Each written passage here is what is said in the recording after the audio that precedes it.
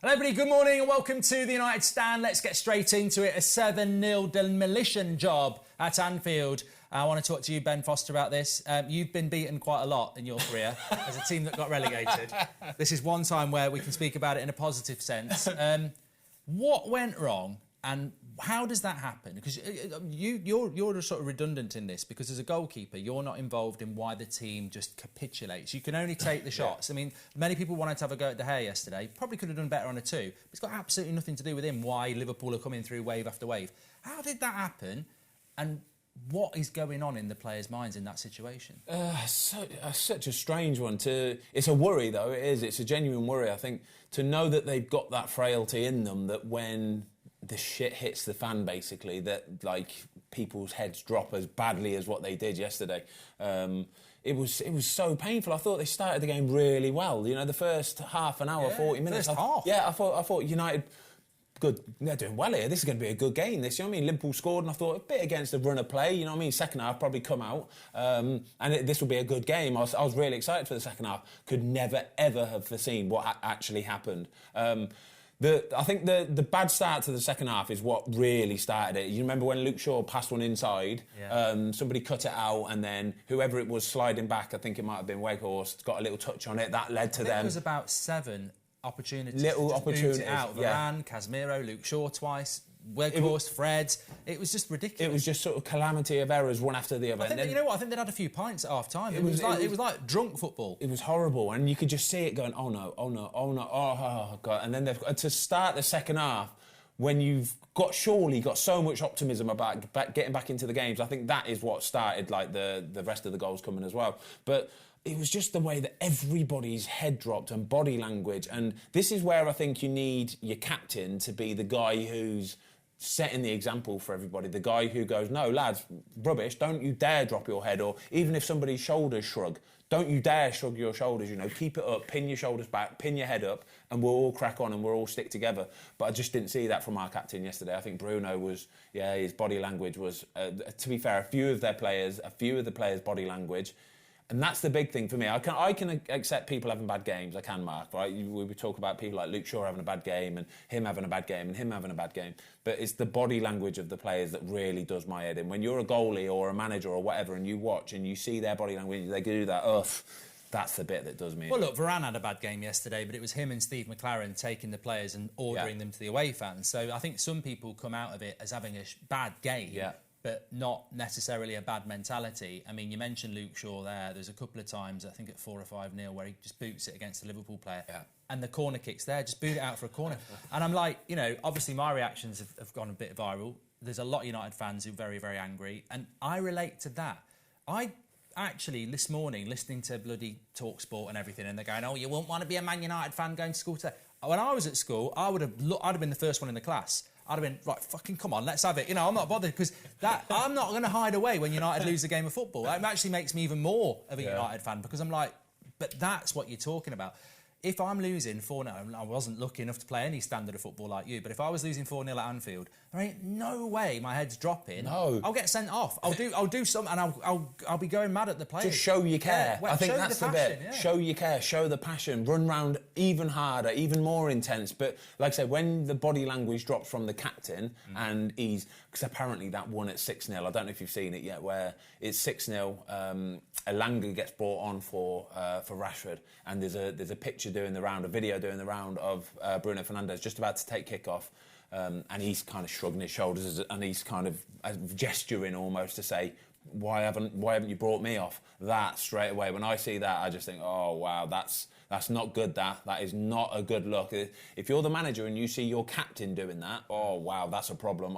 That's almost take the captaincy off him if he's going to be doing that sort of stuff, because you need to be the guy setting the example. Guaranteed, Varane, Casemiro, they're not doing stuff like that. And whenever, do you know, this is the thing as well, you know, whenever we're talking about the senior players at Man United, and we are talking about the ones like Martinez or Casemiro or Varane or De Gea, yeah, you'll always mention them four, won't you? You very rarely will mention a leader when you're talking about someone like Bruno. That's the captain, you know. So yeah, I think it's something you're going to have to look at, because if the heads are dropping so easily like that, that's a massive problem. I mean, what I would say in defence of Bruno is that the win ratio with him as captain has been superb, so there's got to be something going on there. And I would also say that, you know, Marcus Rashford's had a lot of plaudits. Yeah.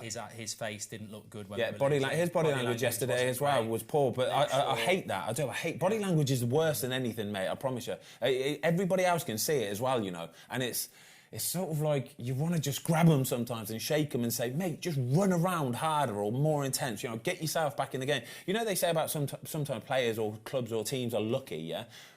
You're not lucky, you make your own luck. You make your own luck by working hard and being intense and staying in the game and doing it properly. Then things will drop your way. You see Arsenal on Saturday, they're 2-0 down, they get back into the game 2-0. Last kick of the game, Reece Nelson, but that's because they're together. You see the togetherness of them. Everybody jumping on top of each other. That's what you need in your team, is having that togetherness and, come on boys, let's just drag ourselves into it, and you just did not see that on Sunday. I definitely think I mean, I don't want to individualise it because it's too easy. I mean, I thought I've stuck by Anthony and I've stuck by him publicly, and yesterday I felt let down because you know, Robertson absolutely destroyed Robertson him. had a doddle yesterday. Honestly, he had a doddle yesterday. I thought that you've mentioned Bruno. I thought Rashford. I mean, Bruno a bit out of position. I put some on Ten Hag there. Luke Shaw dreadful, and then Casemiro just didn't look right. I mean, look, I don't want to individualise it. It's a terrible, terrible performance, and it's completely and utterly unacceptable.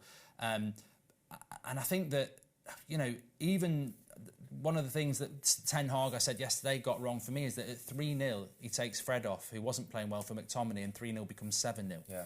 At 5-0, he takes Martinez and Casemiro off with 10 minutes to go, and it becomes 7-0. He was obviously, as a manager, getting angry with certain players, but the players he's bringing on were worse. Yeah. And that's a problem. I think we, you know, you've probably watched it as well. We've spoken in Leeds, second half, we started badly. Rode the storm. Leicester first half, they could have been 2-3-0 up. David Hay made 2 great saves. It has been coming in a sense that we probably won too many games, and I fancied a defeat was inevitably going to come. But it's the nature of the defeat. 7-0 can't come, mate. Yeah, that can't happen. A 7-0 can't come. Can you imagine? Can you think back to Sir Alex Ferguson's days, right? If you're 3-0 down away at Anfield, right? First of all, that would very rarely happen. But if you're 3-0 down away at Anfield, it does not go to 4. It definitely won't go to 5 or anything more than that. For me, this is what I wanted to ask you, because you've played the game. It's like 3-0 down at Anfield, whether you're Watford or Man United, the game's gone. Yeah, gone. It is gone. There's half an hour to go. Your only job now is professionalism kicks in, shut up shop. Exactly. My worst reaction yesterday was we were 7-0 down in the last minute, and Liverpool have a 4 against 3.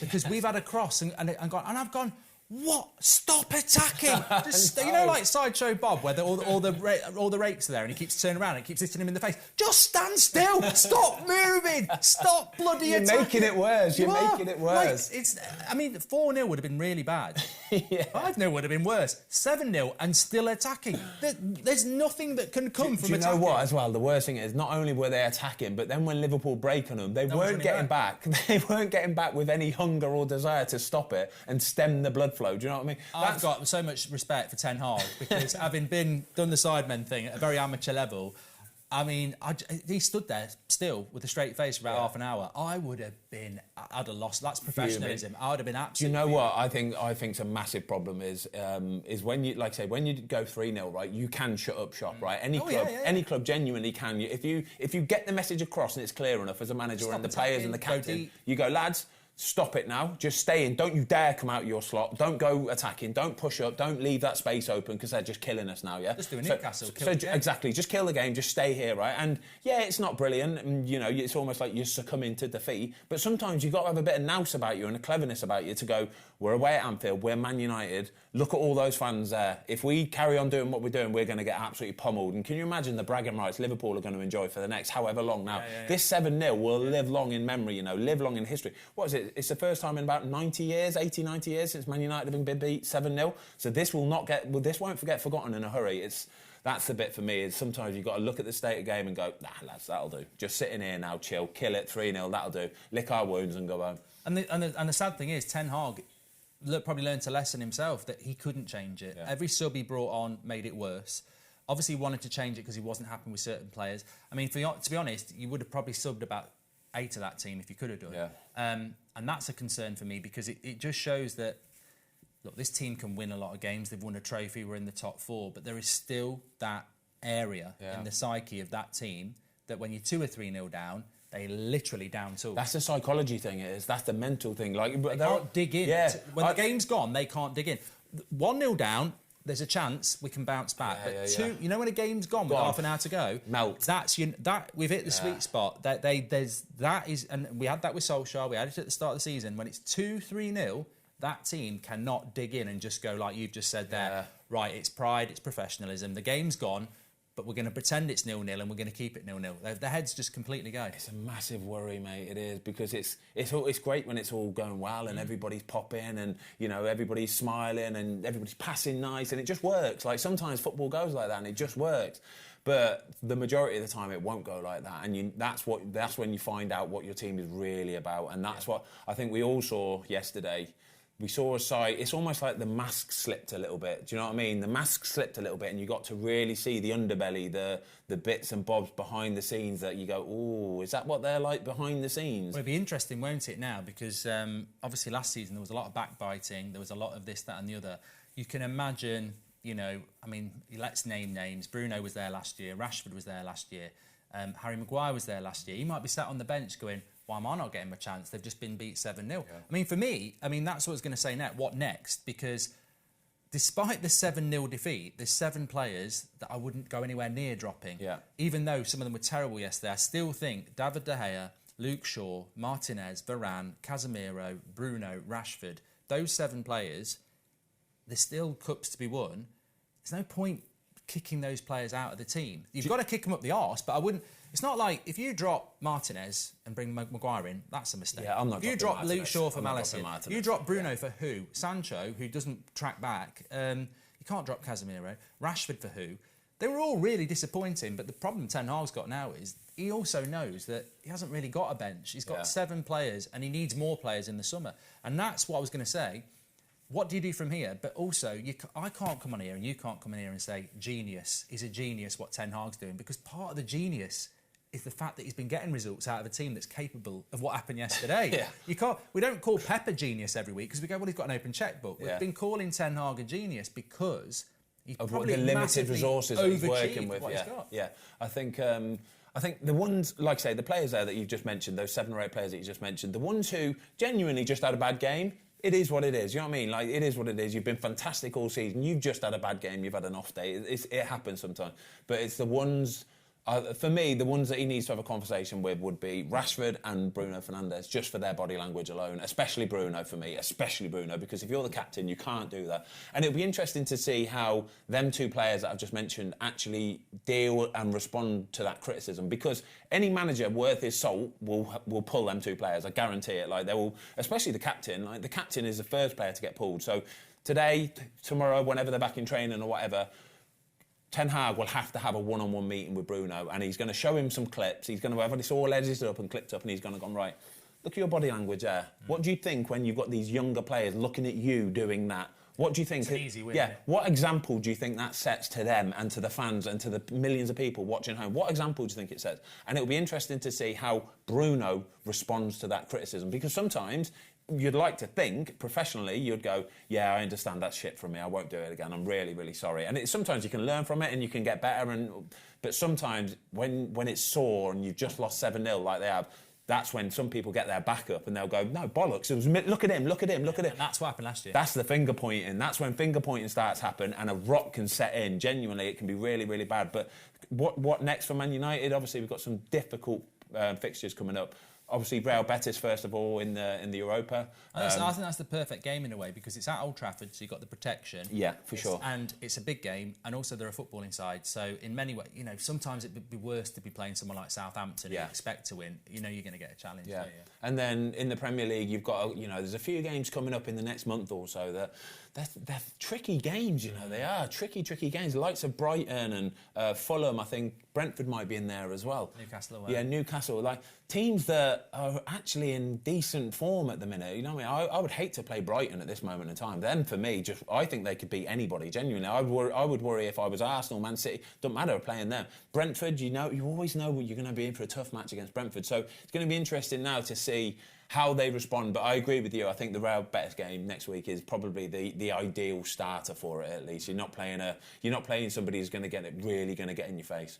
Yeah, and look, if somebody said to me, you can win the Carabao Cup, you can beat Barcelona over 2 legs, and you can be in the top 4, but you'll get spacked up 7-0 by Liverpool, I'd probably consider it, because I'd go, look, the bigger win is winning a trophy, getting top 4 and beating Barcelona. But let me just make it clear, it's Liverpool, it's 7-0, it's Anfield. They only get 3 points and we only drop 3 points. Yeah. But it's Liverpool, it's 7-0, it's Anfield, and it's humiliating, and that's the issue. And I don't want to leave Ten Hag out of this. I've got to say, and I wanted to get your opinion on it. Bruno on the wing doesn't work. Oh. Anthony yesterday should have been pulled off after 20 minutes, let alone playing. I think he played nearly 90. And Weghorst is a really honest footballer, but let's be honest, he ain't good enough at that level. So Trent and Robertson haven't been very good all season, and that Liverpool's midfield has not been very good all season. You put Trent against Bruno, mismatch. You put Robertson against Anthony, mismatch. And you give Henderson and Fabinho an afternoon against a striker who's not very quick. He's playing at number 10. I think the foundations were built by Ten Hag, and maybe it's not having enough options, maybe it is, but that for me. I think it did play into their hands. It did, for sure. It played into Liverpool's hands, because if Liverpool's fullbacks can occupy them players and keep them out and keep them busy, knowing that they have to defend themselves, the Man United players have to defend themselves, it gives the opportunity to, like you say, Jordan Henderson and Fabinho, who all season long really haven't had the fantastic time, have they? And that's because the fullbacks haven't been brilliant for Liverpool this year. Robertson and Trent, it's probably been their worst season in recent years, hasn't it? But it just goes to show, though, that when them fullbacks of Liverpool are on form and they are pushing forward and they are attacking and doing their job defensively, Liverpool can work as a team. And I agree with you, it did. It just played into their hands a little bit. I feel sorry for, like I say, about Weghorst. He's not a Man United player. He's not a top. He's a hard worker. He's not a top 10 player, is he? Really, he's not. He's not a top 10 player. Let's be honest about it. But his body language he'll always give you everything he's got, and he'll work tirelessly. And I'd rather have a team of players like him. If you had a team of players like that, workhorses, like give you everything they got, honest as a day, you probably would, but you ain't going to get beat 7-0. You'll get beat 1-0, 2-0. You ain't going to get beat 7-0. But that's it, isn't it? That's this is where some people get lost in trying hard against talent. It's talent with try hard you need. Yeah. Try hard without talent is no good, and talent without. I mean, look. You've got try hard, not much talent, Weghorst. Yeah. You've got loads of talent, didn't try hard, Anthony. Yeah. They both represent the problem, don't they? Yeah. And I think Liverpool's weakness this year is that you can dominate their midfield and you can get at their back 4. United couldn't get out from their strong back 4 with Casemiro. They couldn't get to Rashford because Bruno's in the wrong position. Weghorst isn't good enough, and Anthony's not putting a shift in. Yeah. There's a platform to get absolutely destroyed, and Liverpool did it. Oh, mate, so how can you go to Anfield and not put a shift in? Do you know what I mean? Especially for me.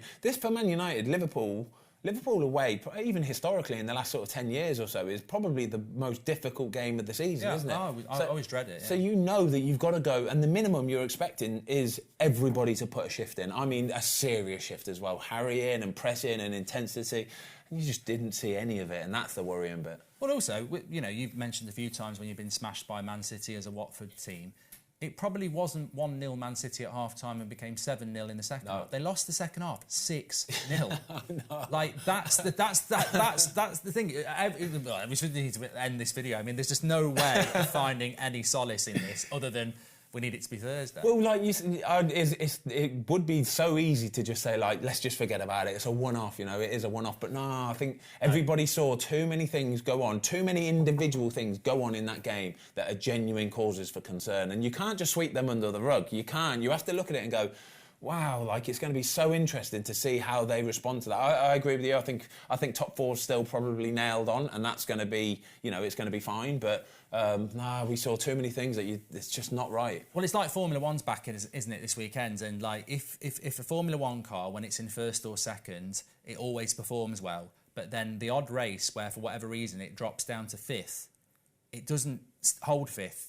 it drops down to last. Going, yeah. It's like you found a weakness in that car. Yeah. When it's in the first two and it's running well, great. But as soon as it's in fifth, it can't just consolidate and hold out fifth. Yeah. It will drop down to the last. And I think you're right. I think there is still an issue with this team, and that's what you need to take away from the Liverpool game, is that when certain things happen, 2 or 3-0 down, and they know the game's gone, it turns into 4, 5, 6, 7 now, and that's the issue. I think this just screams you need more players with a bit more. What's the word? I don't even like cojones, is it? You know what I mean? Just that kind of, lads, the shit's hit the fan, but let's strap in and let's give it a go still. Let's dig in and work. And I didn't see enough of those players on Sunday. Well, yeah. De Gea, Dalot, Varane, Shaw, Fred, Rashford, Bruno, McTominay came on, didn't he? There's still 7 or 8 players that are used to getting whooped up last season. Yeah. You still need to bring more in, I agree. We could talk and talk. Thanks, Ben. Pleasure, mate. Thanks, everyone. Get your comments in below. Speak to you on the next one.